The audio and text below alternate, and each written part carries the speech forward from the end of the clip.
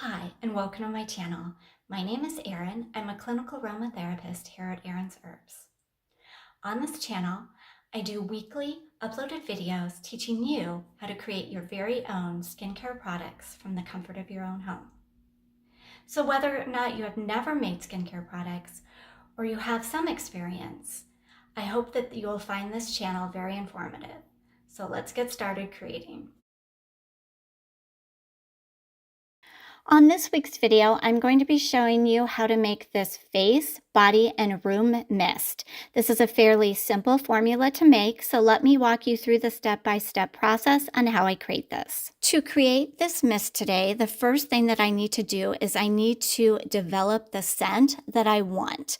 So what I'm doing is I'm adding some essential oils. And the first one that I'm using is sweet orange essential oil. This has a very bright, uplifting citrus scent to it. And it's great for the skin because it's going to help to tighten and tone it, as well as even out the skin tone. It's going to also be great for soothing dry, irritated skin. Next, I'm going to go ahead and add some frankincense essential oil. This has a very earthy, woody, and spicy scent to it. And what it does for the skin is it's going to help to rejuvenate the skin, improve the skin tone, as well as help to reduce the appearance of fine lines and wrinkles and any imperfections. This next essential oil that I'm adding is Douglas fir.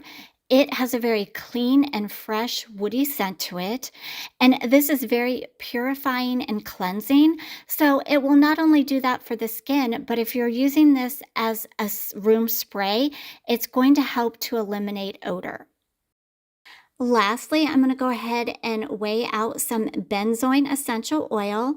This is what's known as a resin, and this has a very vanilla scent to it. It's not overpowering, but what it will do for the skin is it's going to be very moisturizing, hydrating, and it's going to also soothe any dry, irritated skin. This is a great added ingredient, especially for essential oil. It's going to help to make the overall scent of this spray last longer. To the essential oils, I'm going to be adding some PEG 7 glycerol cocaine. This is an emulsifier and it will help to blend the essential oils with the other ingredients that I'll be adding here in just a few minutes. So not only is this an emulsifier, but it also is a gentle surfactant too. So now that I've added the PEG 7 glycerol cocaine, I've removed this from the scale and I'm going to stir this for about 1 to 2 minutes. And you want to do this because you want to make sure that everything is uniform and can bind together. And what that will do is in the finished formula, instead of having the essential oils float to the top, they'll be combined throughout the rest of the ingredients, and that's what you want. In a larger separate beaker, I'm now weighing out some orange blossom hydrosol. This has a sweet citrus floral scent to it. And what it will do for the skin is it's going to help to revitalize the skin and make it look youthful. And it's also going to add some nice hydration for dry skin. Now, this is going to serve as the base of this spray. To the hydrosol, I'm adding my emulsifier and essential oils in slowly as I stir. And then once I've added everything into the hydrosol, I'm just going to stir for an additional 3 minutes just to make sure that everything is evenly distributed.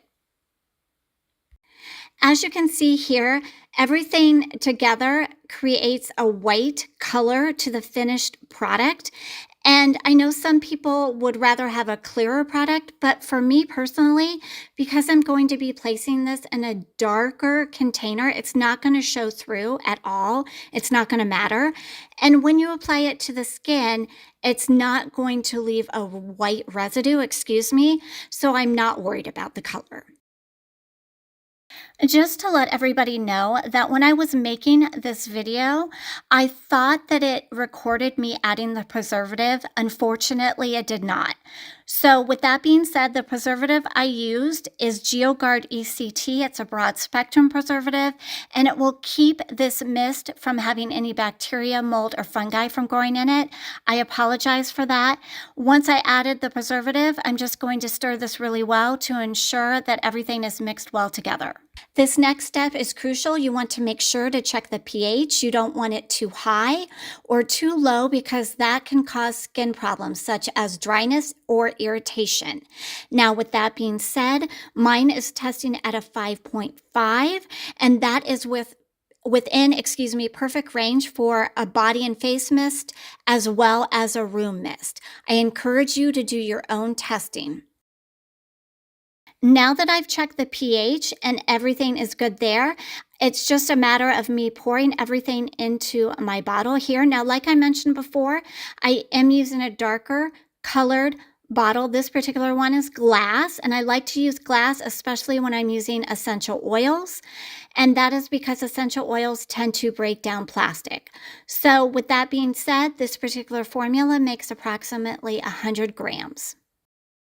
For the purpose of this video, I'm going to go ahead and spray the finished product onto my hand just to give you an idea that it doesn't leave a white film or residue on the skin.